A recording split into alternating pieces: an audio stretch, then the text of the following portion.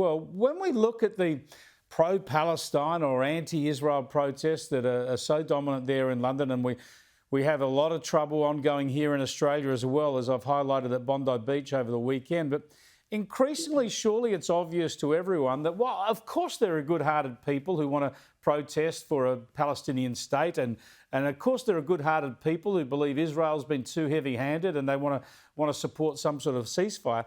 But there are a lot of extreme elements in here, and it's not just Islamist extremists involved in it. It's also radical socialists and the like, anarchists, who just are jumping on this movement to create as much trouble as possible. Is that the sense you get in the UK?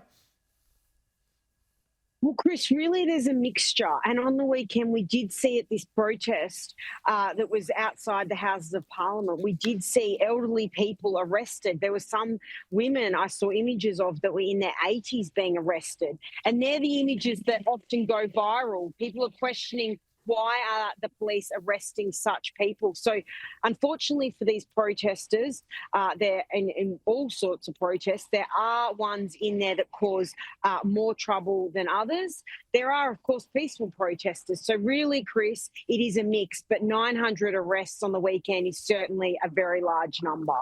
Extraordinary, yeah. Now, you mentioned those protests about the illegal immigrants, people wanting the government to get control of its borders. An argument we're all familiar with here in Australia. Nigel Farage, who's on track incredibly without really an organised political base. He's leading in all the polls. He wants to stop the boats. Here's Nigel Farage. We will stop the boats, and we will detain and deport those who illegally break into our country, doing what nearly every normal country around the rest of the world does. You cannot come here illegally and stay. We will stop the boats within 2 weeks of winning government.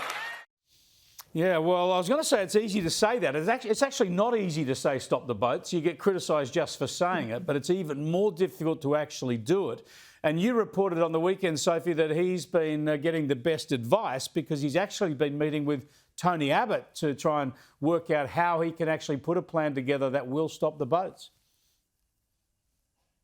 Well, Chris, look, the pair have known each other for some time. Obviously, Tony Abbott was extremely successful in stopping the boats. I often get asked here about how the Australian government, when Mr Abbott was Prime Minister, how did he do it?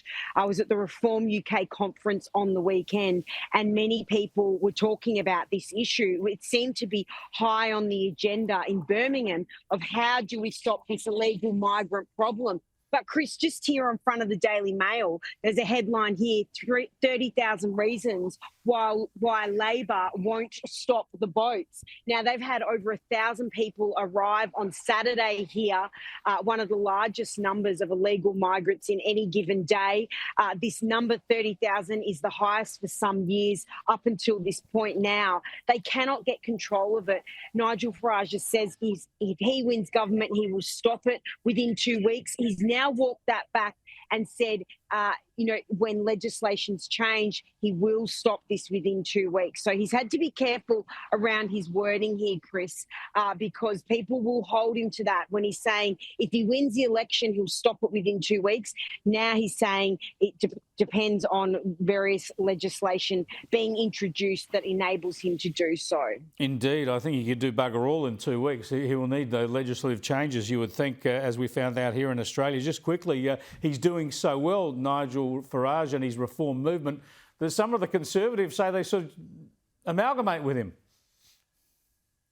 Well, they are indeed, Chris. I spoke to Sir Jacob Rees-Mogg, who was a former House of Commons, a Tory minister under Boris Johnson on the weekend, and he said that he hopes that the Tories and Reform at the next election could unite and form similar to the coalition in Australia with the Liberals and Nationals. But I'll tell you one thing, Chris, no one is laughing at Reform now. They only have 4 seats in the House of Commons.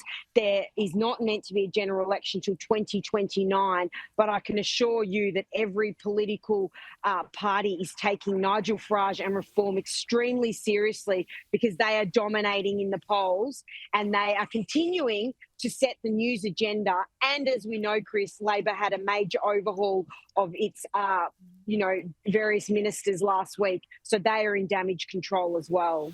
Indeed, all over it as usual, Sophie. Thanks for joining us. Sophie Ellsworth there live in London. There's a lesson there for Susan Lee and the coalition, isn't there? Because Nigel Farage knows what he stands for and he enunciates it clearly and strongly. That's what you got to do from opposition.